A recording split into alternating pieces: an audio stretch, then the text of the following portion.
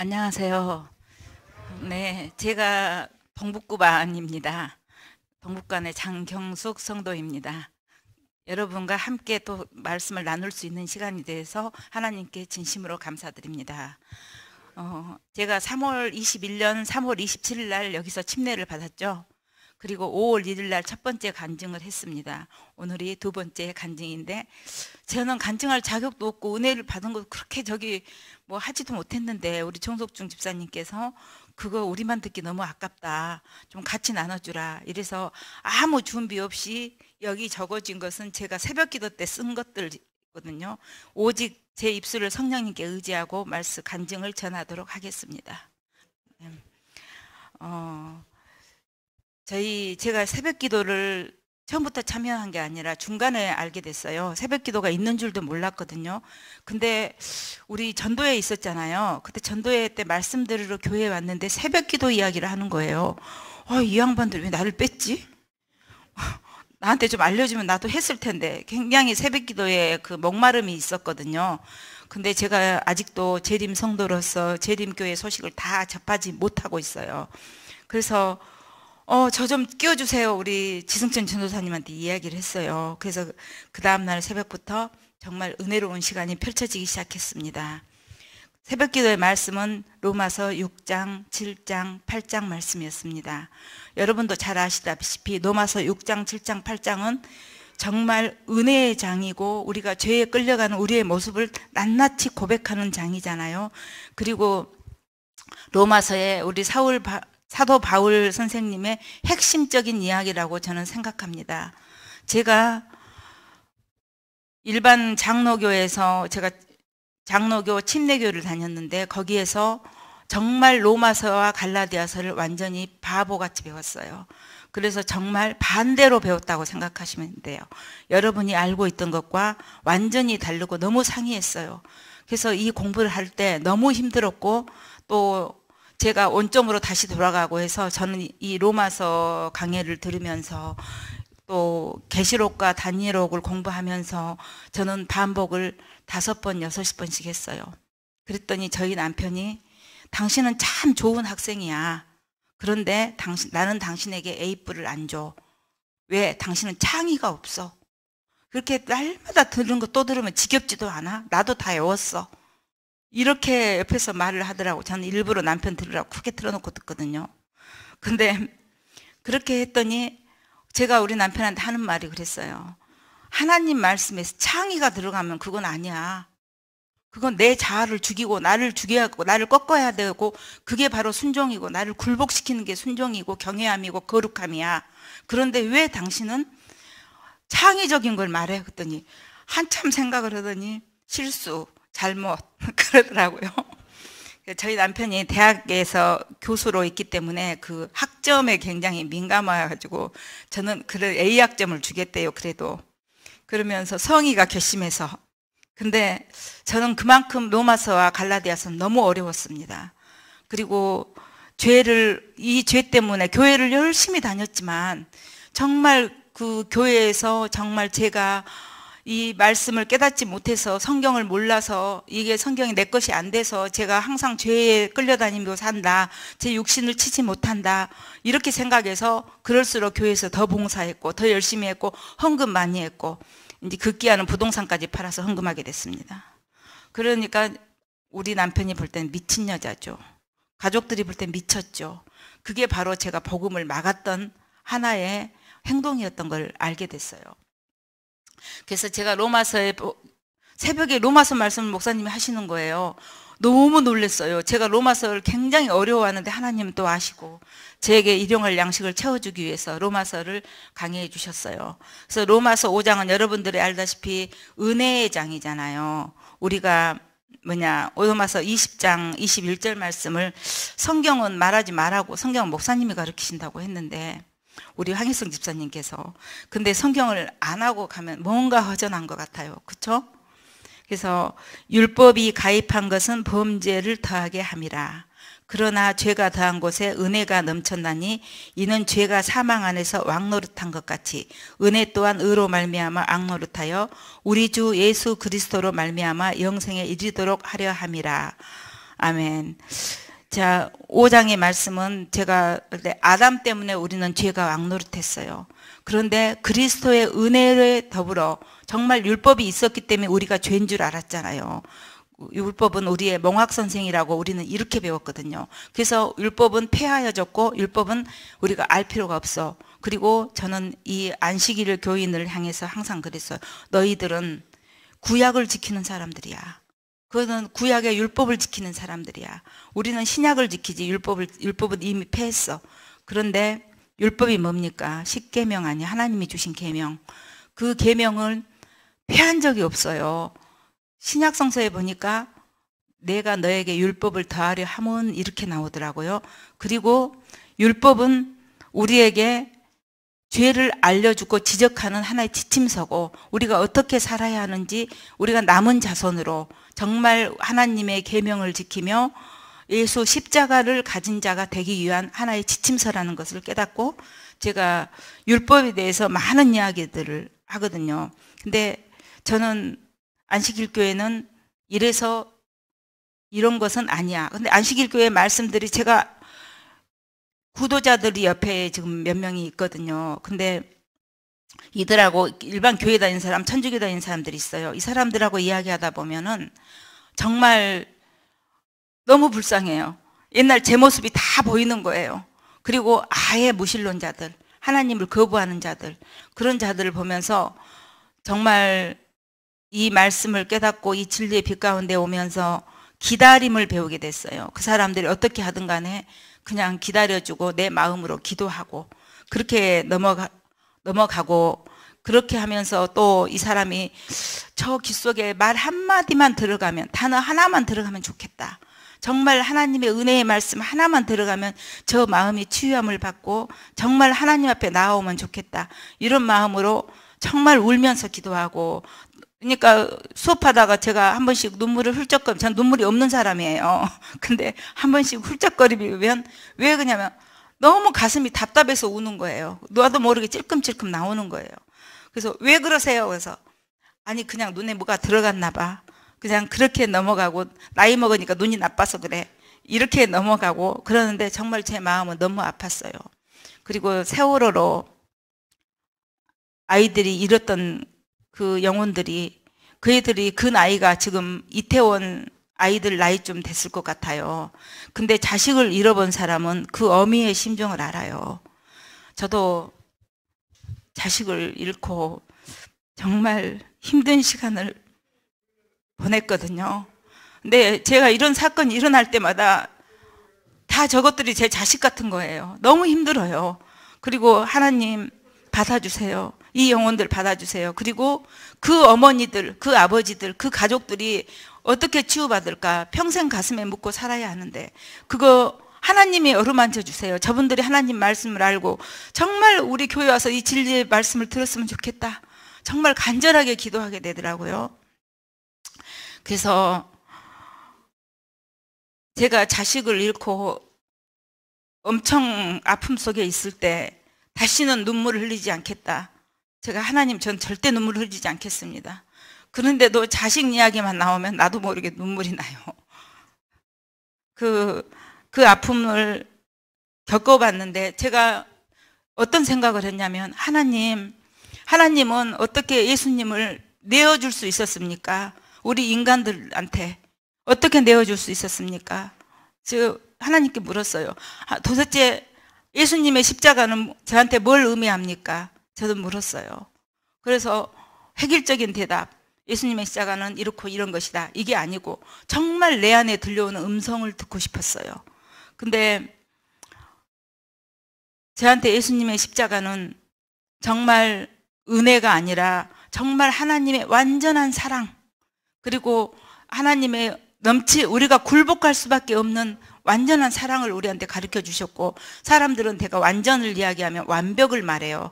완전하고 완벽은 다릅니다. 예수님이 이 땅에 성육신 하셔서 이 땅에 오셨을 때, 정말 하나님이 이 땅에 보셨을 때, 예수님 이 땅에 뭐하러 오셨어요? 죽으러 오셨어요. 우리를 대신하셔서, 우리 죄 때문에 죽으러 오셨는데 내가 이 같은 죄를 못 이겨? 하나님도 나같이 이렇게 자식을 잃은 아픔이 얼마나 컸을까. 그리고 내어줄 때 저는 자식 절대 못 내어줘요.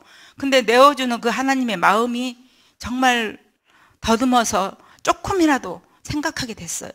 그러면서 항상 예수 그리스도, 제가 죄 앞에 서면, 죄가 들어오면 저는 하나님이 예수님을 내어줄 때 마음을 생각해요. 그래서 제가 죄를 지을 수 없는 자가 돼야 되는데 항상 죄는 저를 따라다니고 괴롭혀요.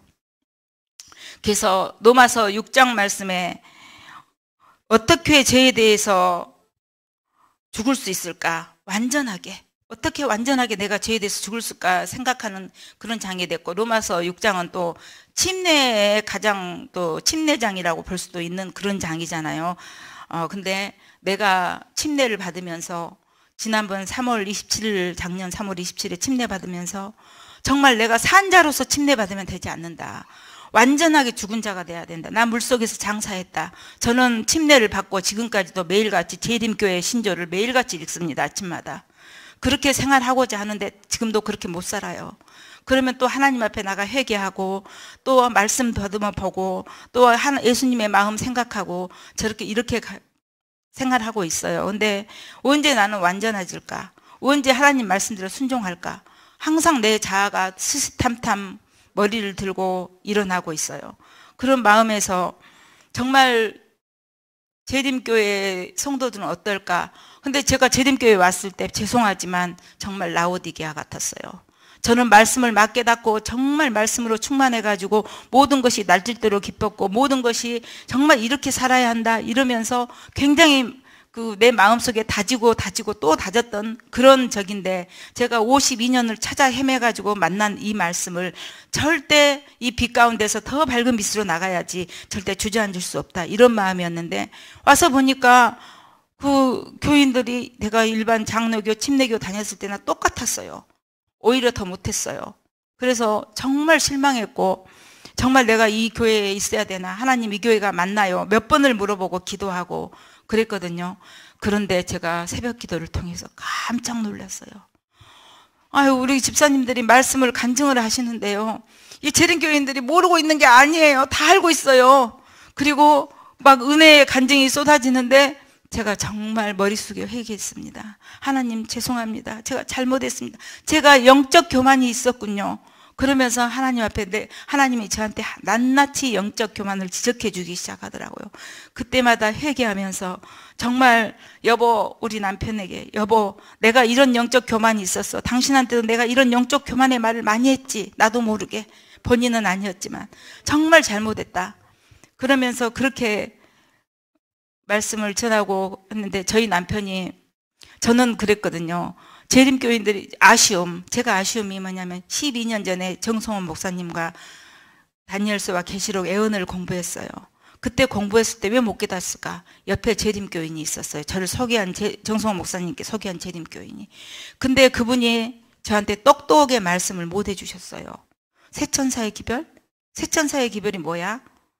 그러면 세천사의 기별에 대해서 우리 재림교회는 정확하게 일반 기독교인들한테 알려줘야 되겠다. 그래서 저는 그런 말씀을 굉장히 답습하고 연습을 해요. 그러면서 매일같이 이 말씀을 전해야 제가 안 잊어버리잖아요. 그래서 창조주를 기억하라? 그래, 첫째 천사가 창조주를 기억하라 하겠어. 바벨론의 거짓 복음을 받아들이지 마라. 무너졌다 바벨론이요. 이 말씀이 뭐냐? 그러면서 이런 말씀을 자세하게 해줄 수 있는 사람이 되자. 그래서 말씀을 듣고 또 듣고 공부하고, 또 세 번째가 가장 중요하잖아요. 세 번째, 정말 우리 마지막 때 짐승의 표를 받는 이야기를 하고 있잖아요. 그것은 우리 인류가 당면한 문제점을 정확하게 지적하고 있거든요. 그리고 앞으로 세상이 어떻게 되어질 것이며 또 적그리스도가 어떻게 나타날 것이며, 우리는 그 십자가의 그 야곱의 환란이라고 하죠. 그 환란 동안 어떻게 안전하게 우리에게 도피성을 주실 것이며, 이런 말씀을 정확하게 전하면 재림교인이 안 될 사람이 없으리라고 저는 생각을 해요. 그래서 제가 재림교인이 되는 게 중요한 게 아니라 정말 하나님의 재림을 진심으로 기다리는 성도가 되기를 바라는 거고, 정말 깨어나도 재림교회 발바닥으로 오는 재림교회는 필요 없다고 생각해요.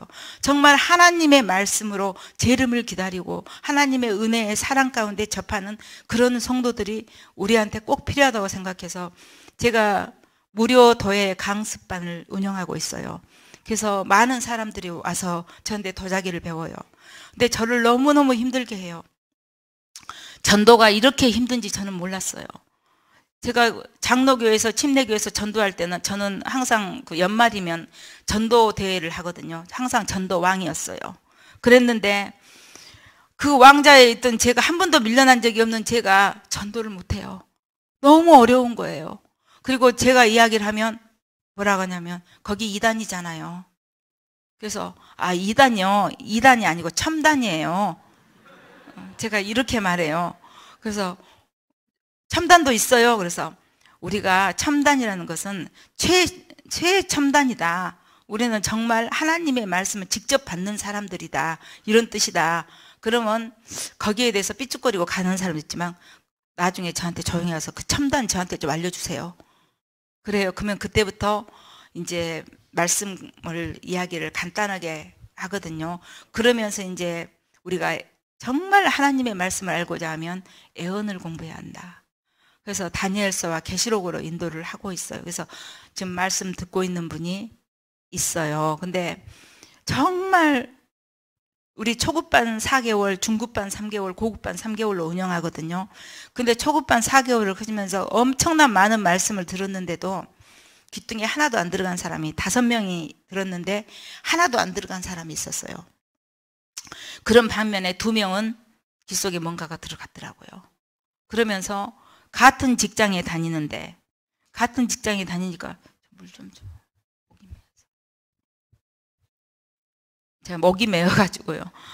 같은 직장에 다니니까 서로 의리 때문에 와서 더 하고 싶고 말씀을 듣고 싶은데 못 나오니까 저 조금만 쉬었다가 다시 나올게요, 선생님. 그때 받아주세요. 그래요. 근데 그게 뭐냐면 학교를 미션 스쿨을 나왔더라고요. 그래서 미션 스쿨을 나오니까 어렸을 때 한 번이라도 학교 다닐 때 들어봐서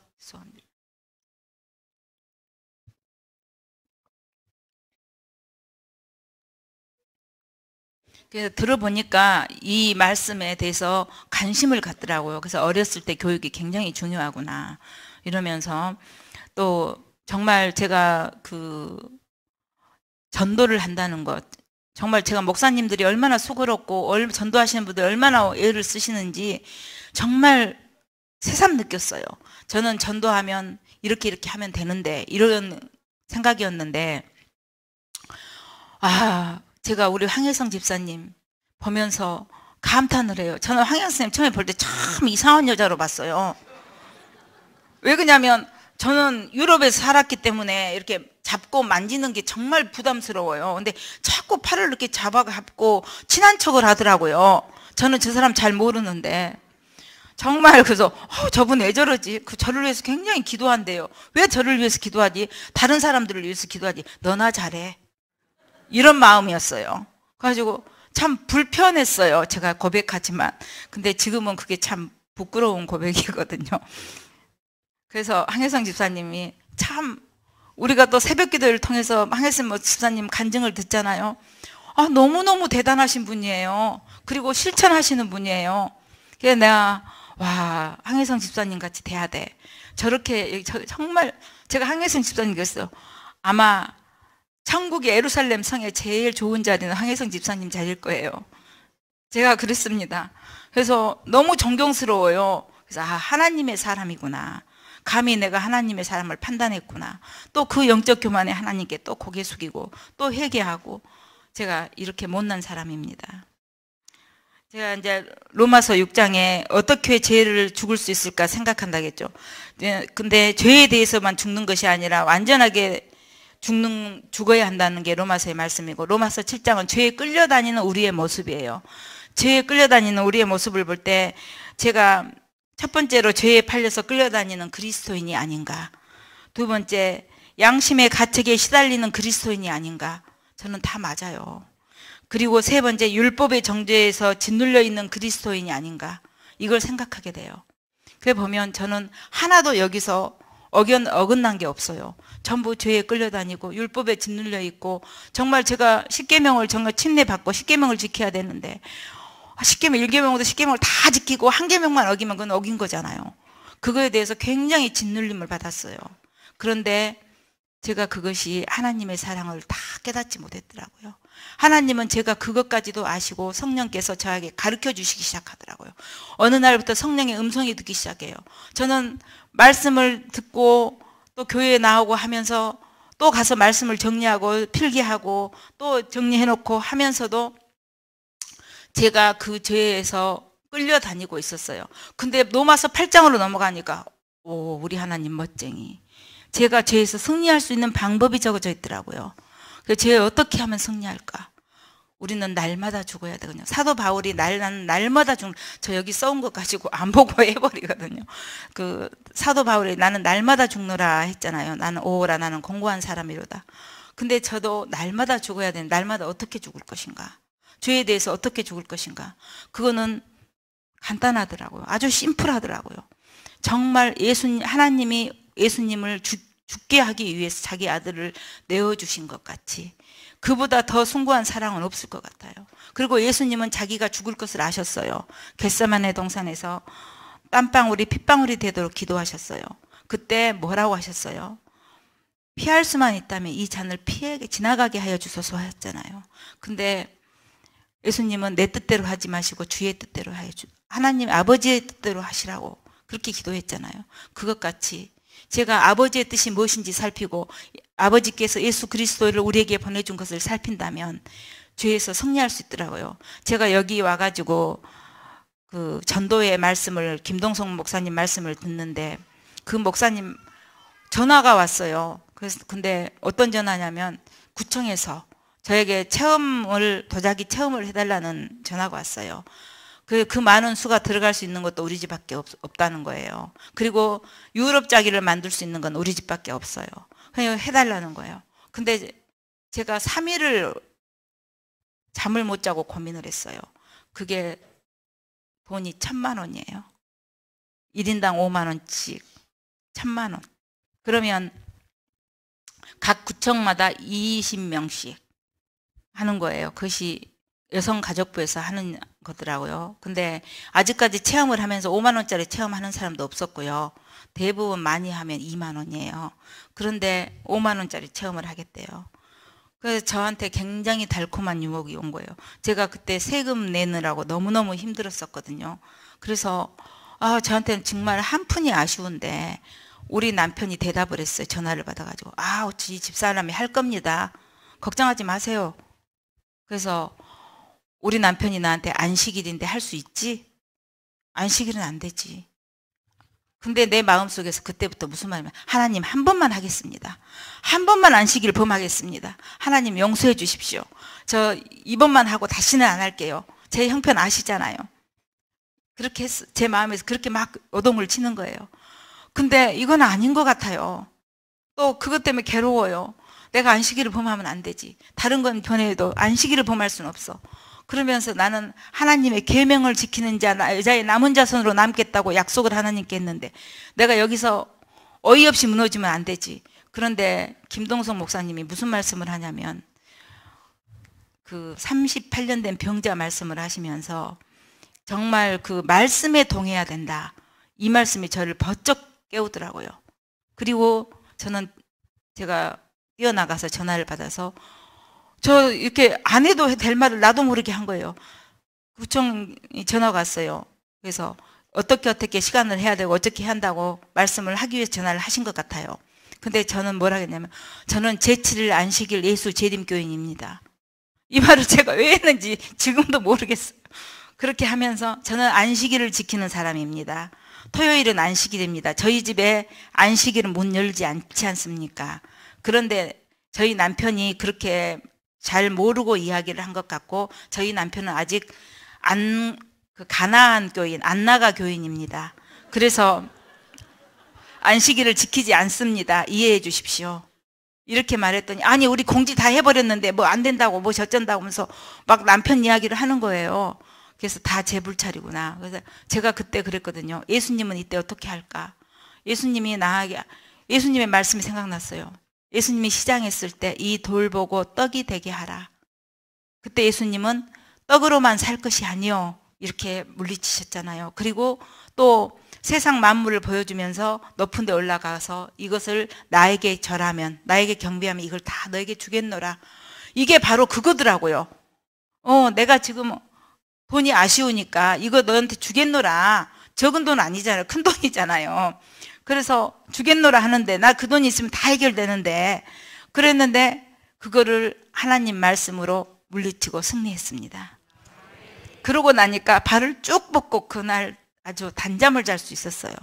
그리고 하나님 저 잘했죠? 저 말씀으로 승리해서 말씀을 주셔서 감사합니다. 그때 이 말씀을 주신 것도 성령님이시고 이걸 생각나게 하시는 것도 성령님이십니다. 저는 매일같이 성령을 간구하며 사는 그런 그리스도인으로 남고자 합니다. 제가 로마서 8장을 공부하면서 모든 문제의 정죄에서 벗어나서 해방되는 그 그리스도인의 모습을 봤어요. 바울은 육체의 욕망과 성령의 음성이 크게 충돌할 때 우리가 그 가운데서 어떻게 성령의 음성을 붙잡고 의의 경험으로 살 수 있는지, 우리가 어떻게 하나님의 말씀에 승리할 수 있는지를 신랄하게 보여주고 있더라고요. 그래서 저는 로마서 8장을 승리장이라고 그러거든요. 그러면서 정말 제가 이 말씀을 가지고 날마다 십자가에 내 자신을 못 박는 경험들을 하고 살아가고 있습니다. 제가 또 길게 하면 안 되죠. 그래서 제가 우리 황혜성 집사님은 이것도 말해라 저것도 말해라 그러는데 저는 그거 다 못하겠다. 그리고 근데 제가 항상 저희 남편을 위해서 기도는 꼭 부탁드리겠습니다. 저희 남편이 교회에 가끔은 나왔는데 이제 그마저도 발길을 끊었습니다. 지금 저희 남편은 예배를 보고 있습니다. 이 말씀도 듣고 있고 다 보고 있습니다. 그리고 그 유튜브로 다 보면서 그 양복을 꼭 입고 앉아서 봐요. 샤워를 하고. 제가 가르쳤습니다. 하나님을 만났는데 잠옷 입고 머리 새집 져갖고 그렇게 앉아서 보면 되겠냐. 그리고 정말 이 말씀이 동화돼서 들어다오. 교회를 안 나오지만 열심히, 누구보다도 열심히 말씀은 듣고 있습니다.